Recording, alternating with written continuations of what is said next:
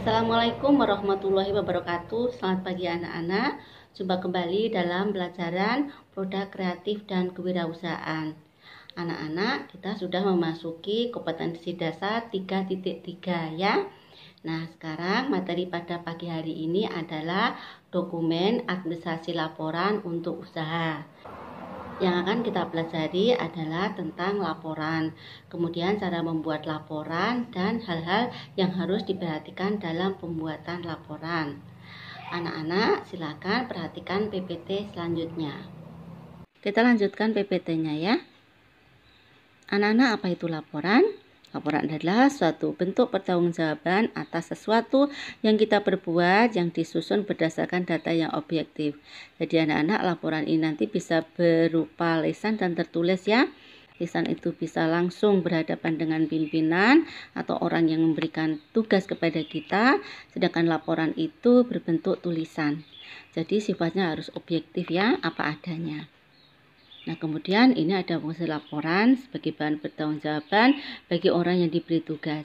Anak-anak, kalau kita diberikan tugas oleh siapapun, oleh guru, oleh orang tua, atau oleh pimpinan kita, setelah kita selesai mengerjakan tugas, kita harus melaporkan apa yang sudah kita kerjakan, gitu ya. Kemudian sebagai landasan pimpinan dalam mengambil kebijakan atau keputusan. Artinya seorang pimpinan itu bisa berdasarkan dari laporan yang diperoleh sehingga bisa mengambil suatu keputusan yang bijaksana. 3 alat untuk melakukan pengawasan. Seorang pimpinan bisa melakukan pengawasan hanya dari melihat laporan saja. Ya, dari laporannya ini benar apa tidak, kemudian diaudit. Nah, kemudian yang 4, dokumen sebagai bahan studi dan pengalaman bagi orang lain. Anak-anak, laporan yang sudah dibuat bisa kita jadikan referensi untuk membuat laporan berikutnya ya. Contohnya misalnya begini, seorang mahasiswa kalau membuat skripsi ini biasanya melihat skripsi dari kakak tingkat kemarin yang sudah lulus, biasanya seperti itu ya. Atau misalnya kamu membuat laporan PKL, biasanya kamu itu juga melihat-lihat laporan kakak kelas kita yang sudah kemarin melakukan kegiatan PKL, begitu kan ya. Kemudian bahan pengambilan keputusan. Nah, ini oleh seorang pimpinan ya, dalam mengambil keputusan bisa berdasarkan dari laporan yang dibuat. Kemudian apa itu manfaat laporan? Ya, ada 5 ya, menjadi dasar penentuan kebijakan. Ini seorang pimpinan dalam menentukan kebijakan suatu perusahaan bisa dilihat dari hasil laporan yang dibuat yang merupakan gambaran dari pekerjaan-pekerjaan atau kegiatan-kegiatan yang sudah dilakukan. 2. Menjadi bahan untuk menyusun rencana kegiatan-kegiatan berikutnya. Anak-anak, laporan yang sudah dibuat itu bisa kita jadikan acuan untuk melakukan kegiatan berikutnya agar menjadi lebih baik. Jadi kekurangan-kekurangan apa yang termuat dalam laporan sudah kita lakukan, maka yang baik kita teruskan, yang kurang kita tinggalkan. Yang ketiga, bisa mengetahui perkembangan dan proses peningkatan kegiatan. Artinya, dari laporan tersebut kita tahu kekurangan dan kelebihannya, maka bisa kita jadikan referensi demi perbaikan ke depannya. 4. Sebagai sumber informasi. Anak-anak, setiap saat kita melihat di televisi ya, selalu ada laporan perkembangan COVID-19. Berapa yang positif, berapa yang meninggal, berapa yang sembuh. Nah, itu bisa dijadikan sumber informasi kepada kita atau masyarakat. Kemudian hal-hal dalam membuat laporan ya. Laporan itu berdasarkan pengamatan atau objek atau peristiwa ya. Itu makanya kita tidak boleh mengada-ada ya atau ngarang gitu ya, tapi berdasarkan fakta yang ada. Kemudian laporan harus dibuat dengan menyajikan fakta seperti apa adanya ya. Ini bisa berupa gambar, bisa berupa foto, bisa juga berupa wawancara atau rekaman ya. Jadi ini jelas. 3. Laporan harus dibuat dengan mengikuti struktur teks laporan hasil pengamatan. Jadi kita harus tahu struktur dalam membuat laporan itu seperti apa, nanti kita pelajari. Yang keempat, laporan harus dibuat dengan menggunakan bahasa Indonesia yang baik dan benar. Anak-anak, karena ini sifatnya formal atau resmi ya, jadi gunakanlah bahasa yang lugas, tegas, tapi jelas, bisa dipahami oleh pihak yang membacanya. 5. Laporan harus dibuat dengan menggunakan kalimat yang efektif sehingga tidak terkesan bertele-tele.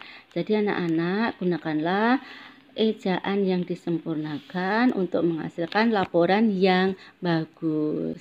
Anak-anak, ini adalah langkah-langkah dalam membuat laporan. Yang pertama adalah pilihlah topik. Di sini maksudnya adalah topik apa yang membuat kita tertarik, itu yang dijadikan laporan. Kemudian yang kedua itu menempatkan informasi, artinya kita harus mencari banyak referensi yang beragam agar sifat laporan menjadi objektif. Yang ketiga adalah siapkan kartu bibliografi. Ini artinya untuk mendokumentasikan sumber-sumber informasi yang kita perlukan agar laporan kita menjadi kuat. Yang keempat, siapkan lembar catatan ya, ini untuk mencatat hal-hal yang penting yang kita tuliskan dalam segala hal yang akan digunakan sebagai bahan untuk membuat laporan. Nomor 7 adalah periksa kembali draft. Anak-anak, kita harus mengecek kembali ya, apakah draft yang sudah kita buat itu sesuai dengan yang kita inginkan atau belum. Maka jangan langsung kita share ya. Kemudian siapkan bibliografi. Ini adalah catatan akhir pada suatu laporan ya, berbentuk seperti daftar pustaka seperti itu ya. Kemudian siapkan juga kerangka laporannya, mulai dari pendahuluan, kemudian batang tubuh, terus penutup, ada lampiran apa tidak, portofolionya ada apa tidak, dan seterusnya. Kemudian yang terakhir adalah dicek ya. Kalau sudah dicek, kemudian sudah positif benar, baru kita bisa menyusun laporan dengan baik. Ini adalah jenis-jenis laporan ya. Ada laporan berdasarkan waktu, ini laporan berkala atau periodik, ini laporan dibuat dalam jangka waktu tertentu ya, misalkan setiap minggu atau setiap bulan dan sebagainya. Kemudian kalau laporan insidental, ini laporan yang sifatnya mendadak gitu ya.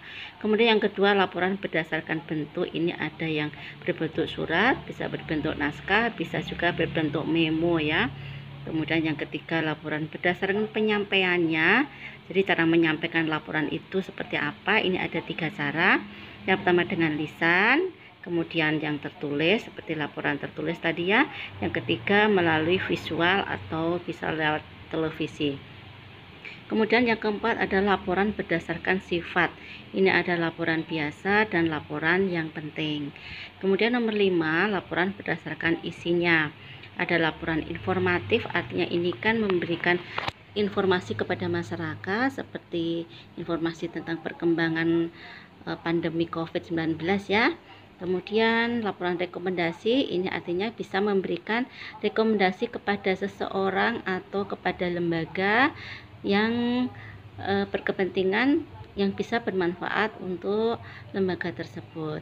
Kemudian laporan analisis, ini merupakan laporan dari hasil penelitian ya. Kemudian laporan kelayaan, sama seperti rekomendasi tadi ya, bahwa suatu lembaga atau instansi ini layak untuk melakukan kegiatan.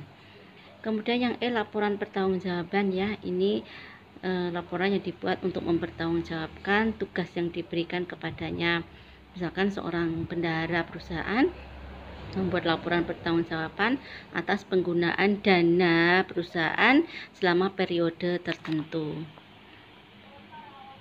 Nah, anak-anak, ini contoh membuat kerangka laporan ya. Nanti kalian bisa mencari yang lain, bentuk-bentuk yang lain di internet. Ini adalah contoh pembuatan laporan ya. Nanti kalian buat laporan seperti ini dari produk-produk yang kamu buat.